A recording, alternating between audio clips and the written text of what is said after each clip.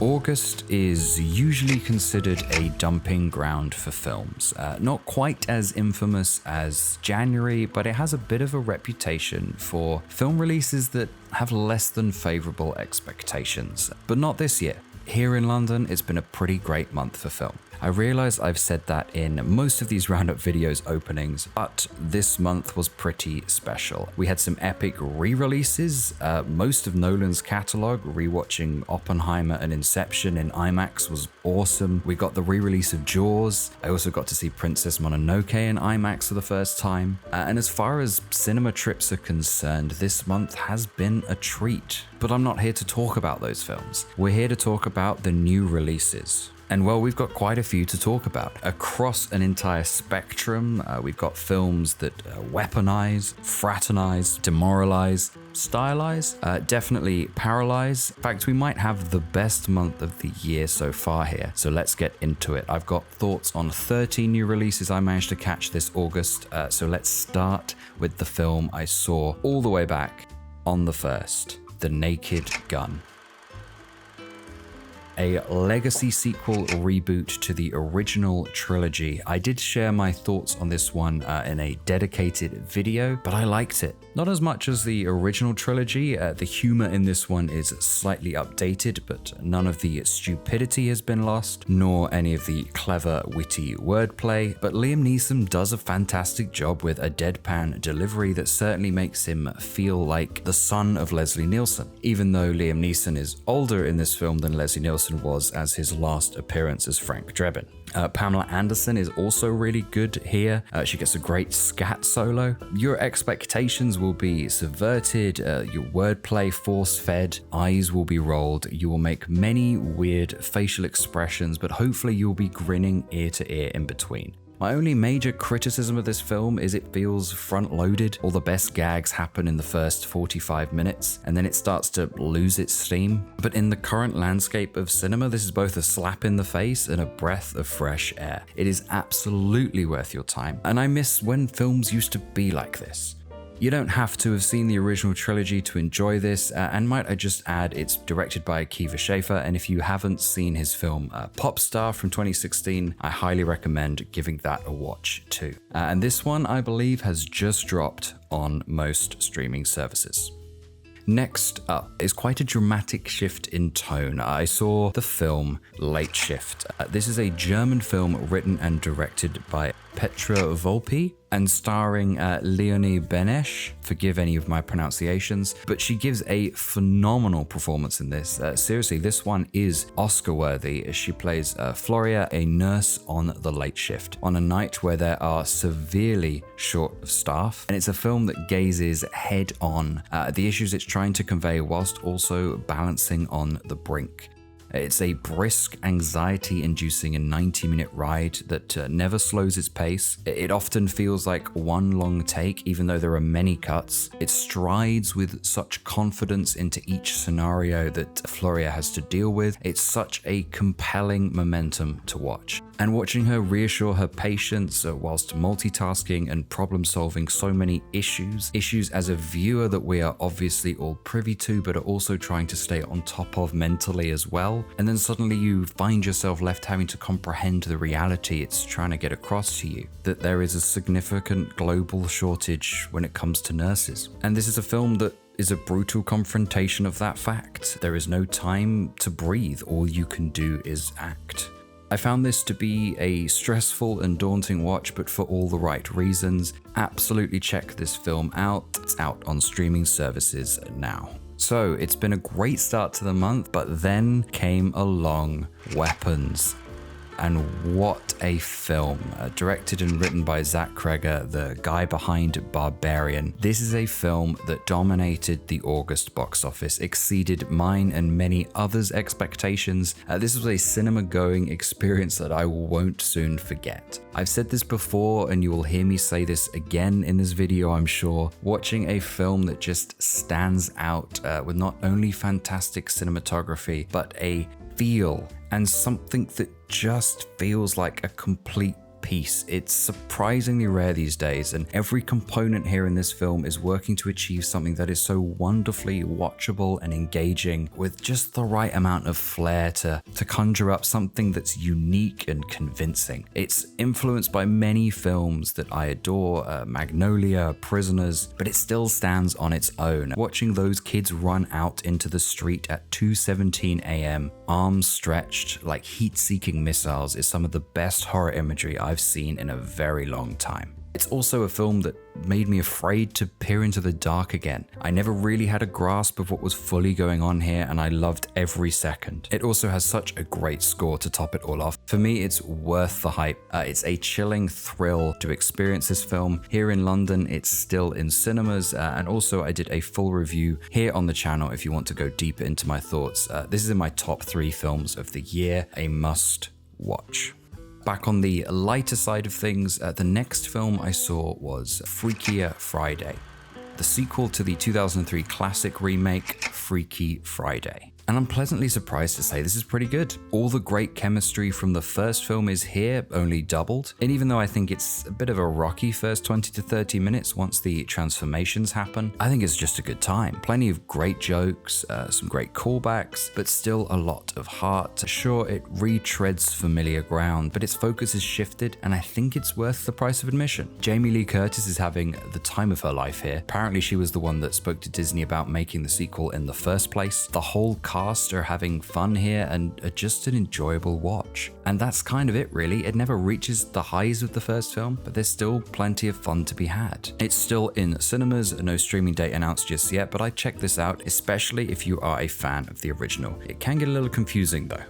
And then we had The Life of Chuck, the latest Stephen King adaptation from Mike Flanagan. Again, I did a full video on this one, but mainly because I really connected with this film. It's the story of Chuck and the people he's connected with and interactions he's had throughout his life, told in reverse order through 3 separate chapters. And it's a film that does a lot of looking up at the sky and a lot of wondering where, why, and who we are. I've seen a lot of people say it felt forced and artificial in its sincerity, and I can see the parts of this film that felt like that. And it's a film that can feel like a mess, but to me it captured the melodrama of being alive in a moment that doesn't last. And this film literally dances with the ideas of what it means to be alive. I think its structure doesn't always work, but I love the sentiments here. I fell into that sweeping feeling of a moment that matters. And this film is at its best when it stops and relishes those moments, and I connected with its sense of wonder. I was emotionally locked in, and Tom Hiddleston's dance sequence that is the centerpiece of this film is just wonderful. It's got a great ensemble cast, and it feels like a film that was made for the love of its ideas. And I loved it, and I encourage you to try it out too. It had a staggered worldwide release. I know it's been out in the US for a few months now, but it's just come out in the UK, and it's still in cinemas.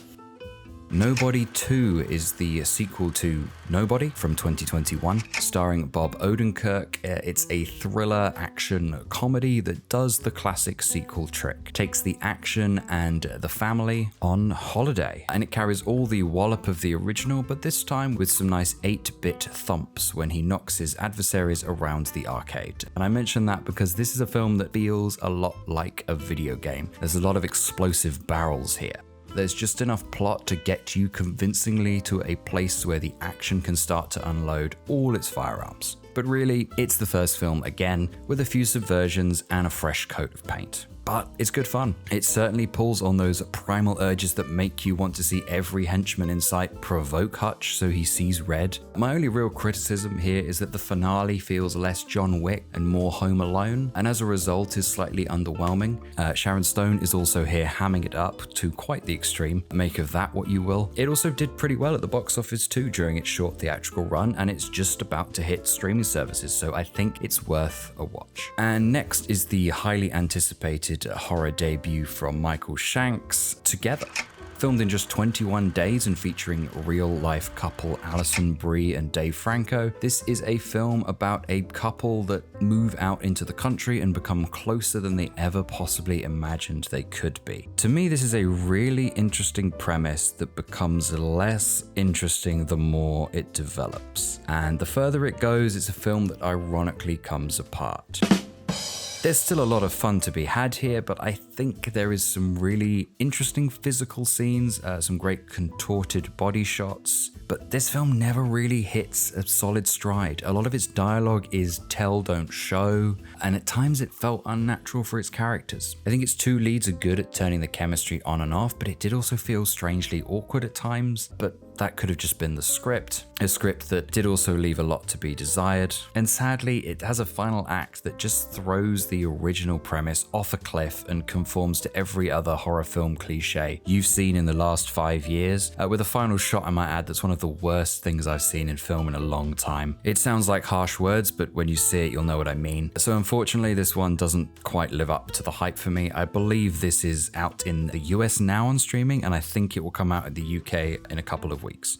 Sorry Baby is the directorial debut from Ava Victor. This is a drama and a dark comedy that feels heart-achingly real, tender and so funny. It's a hug, and it's about a bad thing and a trigger warning for that bad thing. It's a film that deals with sexual assault. It feels personal, and as a debut film, it's pretty astonishing. It's messy, intimate, and at its heart, it's a film about friendship. There is a scene in a courtroom that is just one of the best things I've seen all year.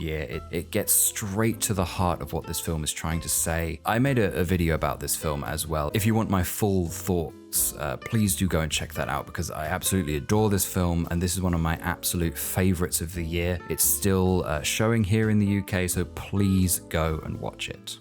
And then we have Eddington, the latest from Ari Aster, the mastermind behind Hereditary, Midsommar, and Beau is Afraid. And Aster is a fascinating director to me because I have so much admiration for how he makes his films, but I find them thoroughly unenjoyable to watch. I think Hereditary is pretty much a masterpiece outside of the last 5 minutes, and I like a lot of the ideas in Midsommar, even if it didn't quite come together for me in the end. And Beau is Afraid, well, I think the first 45 minutes in that film is absolutely incredible. It's just a shame the film is 3 hours.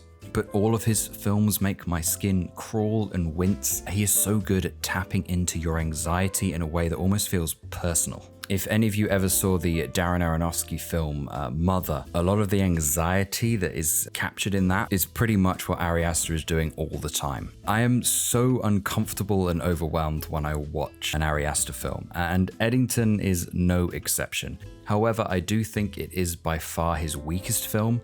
Make no mistake, the filmmaking here is excellent, better than most of the films on this list actually. I just wish this wasn't the film he made. And that's okay, it obviously just wasn't for me, and I know a lot of people have enjoyed it, but it just felt a little bit like blunt, forced satire. And purposefully so, I might add. It's about a small town during the pandemic and a standoff between the sheriff and the mayor. It's a Western, and it's a film that feels too soon for me anyway. What it does is effectively transport you back into the anxiety of that time, but without any of the nuance of it. I think it's a script that gets lost in what it's trying to say and ends up going around in circles, and it goes from feeling purposefully unenjoyable to just downright unenjoyable. And to be honest, a bit boring, which is not something I've ever really felt during an Ari Aster film before. It's an exhausting watch, it has some stunted performances and an ending that just felt clunky.